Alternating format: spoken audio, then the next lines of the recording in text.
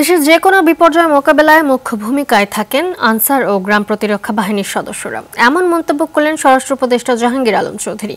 তাদের উন্নত প্রশিক্ষণ ও বাহিনীর সার্বিক সমস্যার সমাধানে বিস্তারিত আলোচনা হয়েছে বলে জানান তিনি।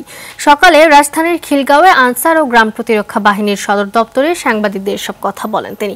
বলেন, তরুণদের কর্মসংস্থানের জন্য আনসারে 1 লাখ নিয়োগ দেওয়ার বিষয়ে আলোচনা হয়েছে। এর আগে সকালে খিলগাঁও আনসার ও গ্রাম প্রতিরক্ষা বাহিনীর পক্ষ থেকে উপদেষ্টাকে গার্ড অফ অনার প্রদান করা হয়।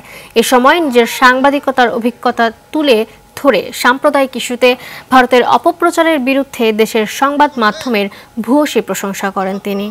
যে কোনো ক্রাইসিসে, যে কোনো দুর্যোগে এরা কিন্তু সবার সাথে কাজ করে এবং এরাই কিন্তু মুখ্য ভূমিকাটা পালন করে। এই বাহিনীর আবার কত কিছু সমস্যা রয়ে গেছে, ওই সমস্যাগুলিও তারা বলছে এবং এই সমস্যাগুলি আমরাও কত তাড়াতাড়ি সমাধান করতে পারি, এইগুলি ব্যাপারে আমাদের এখানে আলোচনা হয়েছে।